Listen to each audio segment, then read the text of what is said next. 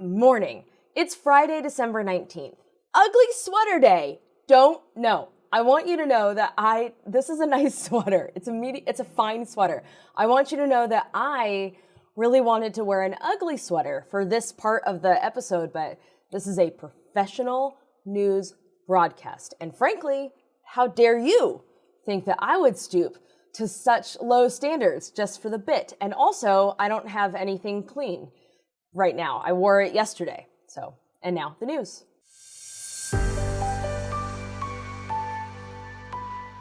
Starting with a update on the Brown University shooting. This is the last update before a 2-week break. So as I record this, there is unfortunately still no update. But obviously, as I have said all week, we hope that by the time you hear this, that is outdated. And please, for the love of everything that's everything, let that be very outdated by the time the show is back in January. The police are, however, investigating a link between the shooting and the death of an MIT professor who was found dead in his home on Monday night in Brookline, Boston, and died in a hospital on Tuesday. That is all that's been announced, so we don't know more than that, but police are investigating a link between the two. Forget everything I just said. That was hours ago that I recorded that. Everything's different now. The search for the shooter in last weekend's Brown University shooting and then the death of the MIT professor ended on Thursday in a storage locker in New Hampshire, where officials found the body of 48-year-old Claudio Neves Valente. Authorities believe this is the man behind both the shooting as well as the death of the MIT professor, and they do believe that he acted alone.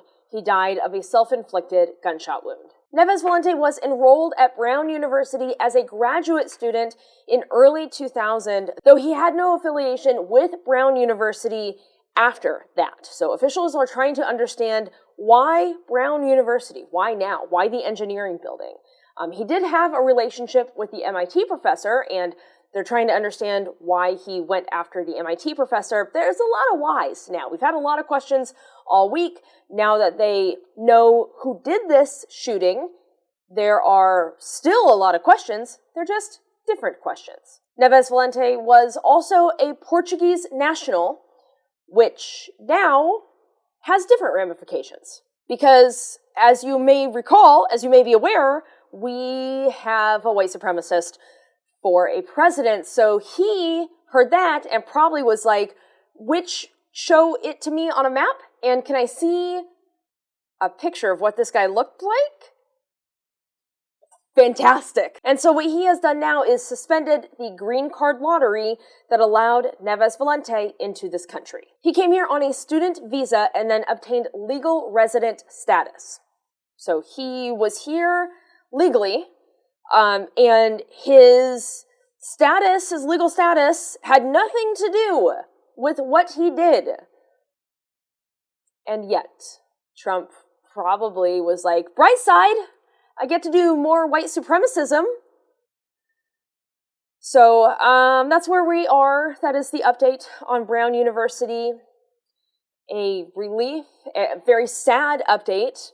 I'm sure it is a little bit of a relief to those in the community. They can, feel at ease knowing that there is not a shooter at large, but still a very sad end.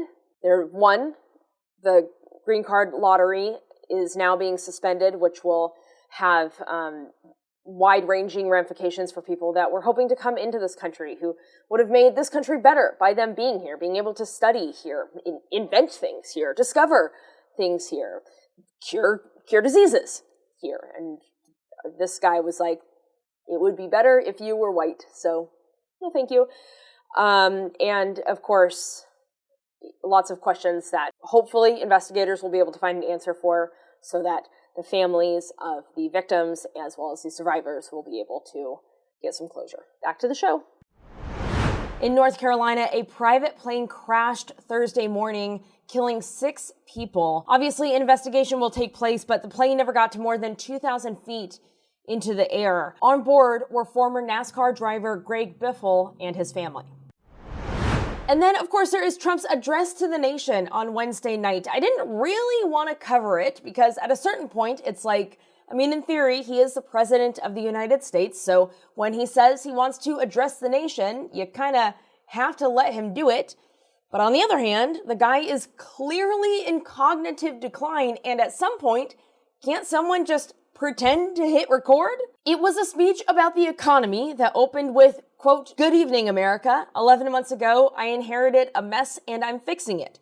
When I took office, inflation was the worst in 48 years, and some would say the history of our country, which caused prices to be higher than ever before, making life unaffordable for millions and millions of Americans.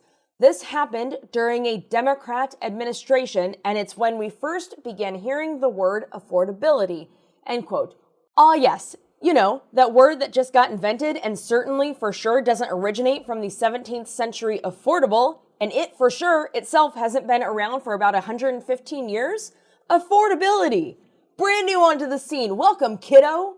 Just because you haven't heard of something before doesn't make it new, just makes it new to you. Anyway, he jumped from there straight into racism. We call those the classics. And then somehow was like, now I'm going to say numbers that can indeed be fact-checked. And yet I think it's a good idea to lie about them anyway. He says gas prices rose 30 to 50% under Biden. Yes, they did, but they also fell just as much under that time. And additionally, they have now only fallen 0.5%, meaning that Trump has only brought gas prices down 0.5%. Quote, "Hotel rates rose 37%, airfare rose 31%, end quote. Per the Bureau of Labor Statistics, hotel room rates are down 8% and car rental prices are down 5%. Much different numbers there. And what of your precious eggs, my guy? You have the long ties. What of your precious eggs? Quote, "The price of eggs is down 82% since March." Wowzers, that's amazing.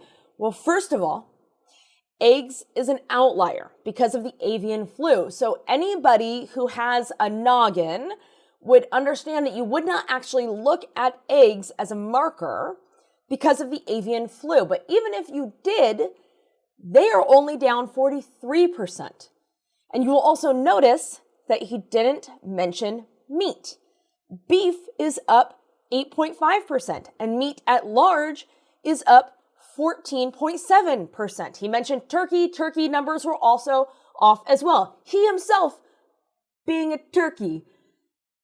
Turkey as a euphemism for like, you turkey. The inflation that he mentioned at the top, it was higher as recently as the 70s and 80s. You, Trump, may remember the 70s and 80s as the time in your life when you were hanging out with a noted child sex trafficker. Quote, "Already I've secured a record-breaking $18 trillion into the United States," end quote. His own White House, who works for him, says only $9.6 trillion has been secured, and more than half of that is from foreign countries in a very informal, "nah, buddy, I got you" kind of way, with experts warning that that number, that 9.6 trillion, is unrealistic, may not even happen. He did say this one thing, though, that no one can argue with. He said this thing, and I was like, you got me there. I do agree. Quote, "No one can believe what's going on." Touché. So that is the speech that the President of the United States made.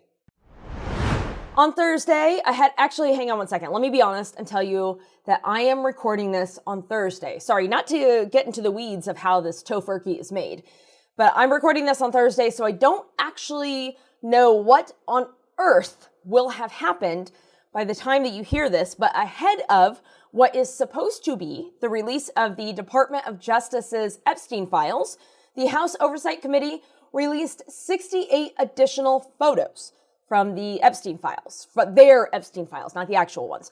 No one in the photos is a surprise, meaning that it is not anyone whose relationship with Epstein was not already known. It was maybe not like the most well-known relationship, but it was not, legally speaking, a surprise. But it does not mean the pictures are not still gross. For example, while no one knows who Scout or Jay are, there is a text where someone says that they have a friend named Scout who sent some girls, one of which is 18 and being brought in from Russia, who they think might be a good fit for Jay. These girls are $1,000 each. The text goes on to say in redacted, height, just all the height, weight, all that kind of stuff. There is a photo of someone holding a bottle of UTI medication, another of 2 bow and arrow bows. Another is a Palm Beach Sheriff's Office inmate request form from Christmas of 2008, Christmas Day 2008. It is not an actual request. It's hard to read, but it appears to be just a bunch of personal references, something about Paris and Dubai. It is very clearly a love note. The names are redacted, but it is a love note from the Palm Beach County Sheriff's Office. There is a picture of a woman's foot, yuck, with a quote from Lolita on it, a little on the nose for me. Again, these are not the Epstein files. These are files. They are related to Epstein, but the Epstein files that are legally mandated to come out today are coming from the Department of Justice. They are different. I will note, however, that Congress has gone for their winter break early, and it is believed to be because Speaker Johnson, who again has never had a brave, does not want to have to use his big boy voice, doesn't have one, doesn't want to have to find it and use it, doesn't want to have to download an app, I guess, and learn how to use it, to tell the Department of Justice that they have to release the files. So if they don't release them today, the House will not be in session to remind them that they have to do so. But they are still required to do so. The House being on vacation doesn't mean, the Department of Justice doesn't have to do this. I'm sure they will take it that way, but that's not the truth. Additionally, the House can't be on vacation forever. This is not a forever solution. This is a temporary solution that Speaker Johnson is doing to protect a child sex trafficking ring. What a choice. And right before Christmas, the man is getting nothing but coal. But it is not forever. Just want to make sure we're all aware of that. On Thursday, Health and Human Services Secretary RFK Jr. cursed human, as well as Dr. Oz, TV doctor, announced new rules that would pull federal funding from hospitals that offer gender-affirming care to youths. These rules would basically shut down hospitals that fail to comply with their hate-filled, cruel for the sake of being cruel rules. There are quotes from them in their speech. I'm not going to read them. I will not be reading any quotes from this administration regarding this story because they are not truthful quotes. They're not scientifically accurate quotes. It will, of course, be challenged in court. Of course, some states will allow this to continue. Some states won't. It will not be dissimilar to, say, abortion rights once this all shakes out. Your right to survive in this country depends on state lines, county lines. How much gas do you have in your car? And others will pay the price for this as well. People who voted for this administration, people who support this policy will pay the price for this. In a desperate need to find a doctor's appointment and unable to find one because their doctor left the state feeling like they were not being supported. The closest hospital was closed, and they were thrilled to see all of it happen because it meant that a trans kid they never met can't play a sport that they love. This is what it's like to live in a cold civil war. These are kids. And all they're trying to do is live their most authentic lives. Why can't they? RFK Jr. gets to do it. He's out there chopping heads off of dead whales and being friends with ravens. People let him live his weird, authentically creepy life. Just let these kids live their lives. That's all they're wanting to do. All you had to do was nothing. And you could have saved these kids. If you had done nothing, you could have saved their lives. That's all you had to do here. But no, yeah, and good call, by the way, making things harder for hospitals. They've had it far too easy lately. I'd say banner choices all around. Anyway, just thought I'd let you know about something headed to court.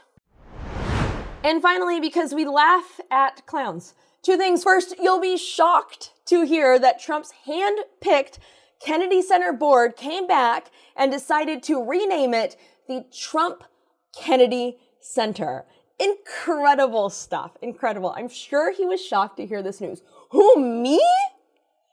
Wowzers. Are you sure? Are you sure? It will take an act of Congress to make this official, but in the meantime, I'm sure he's really proud. This will fix it. Also, there's a new Walk of Fame thing kind of in the White House with portraits of each of the presidents and then plaques underneath of their names. It's really something that I want to tell you about. You may have heard about it.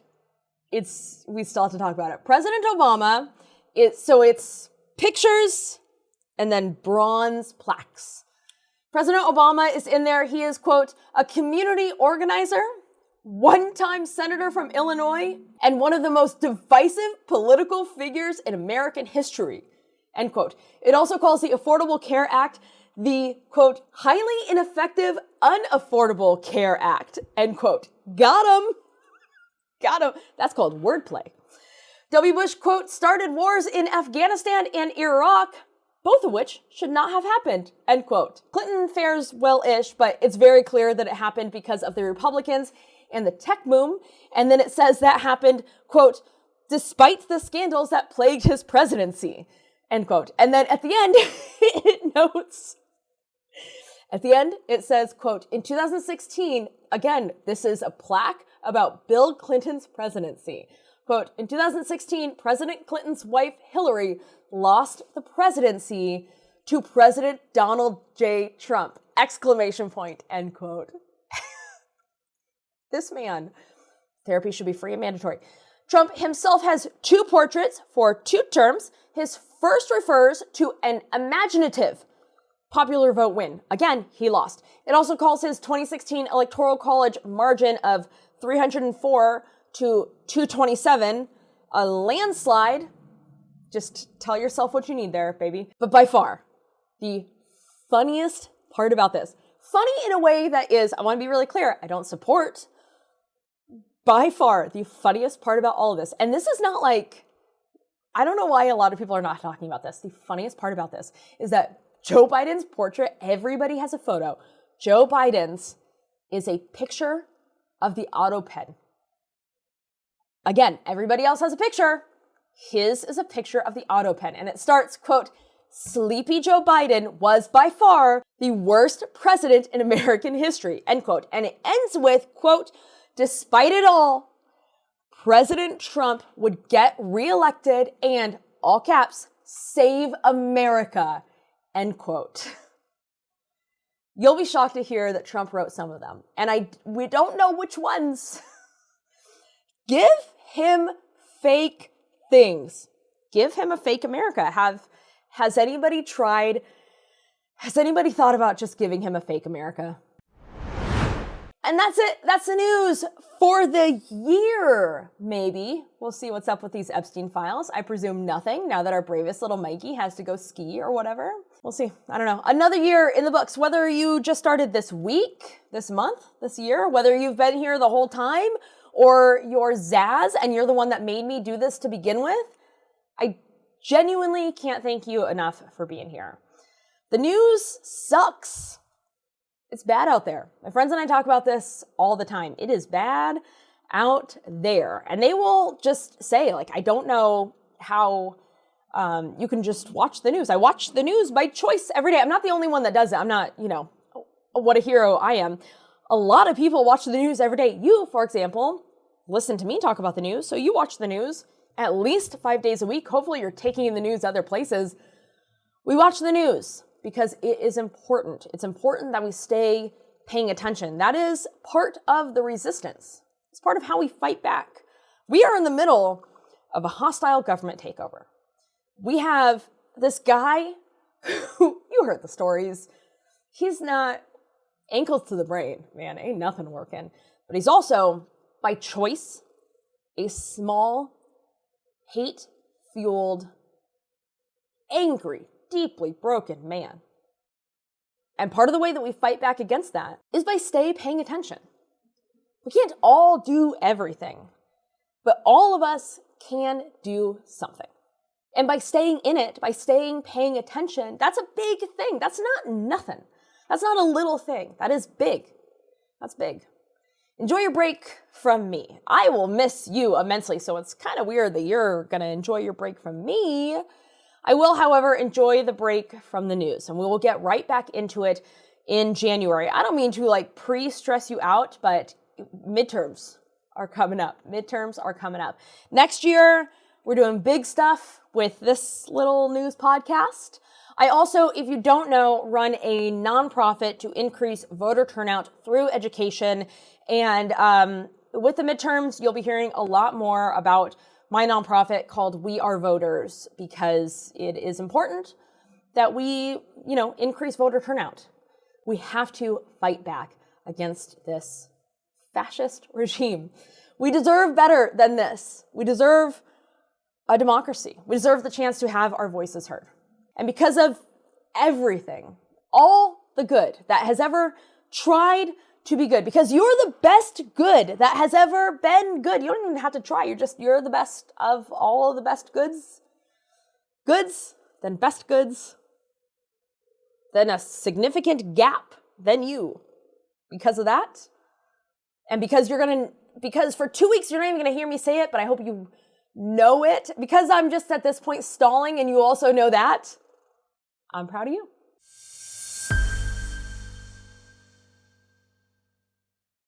I didn't know the cat was here the whole time. I could hear her, but I didn't know she was in the frame. I'm also proud of her. You know what she does? She loves a camera. Do you have anything you'd like to say before we go on a break? Wowzers. Compelling. Also, yes, I did just come from work. This is what I wore to work. It's called professionalism. And I have it in spades.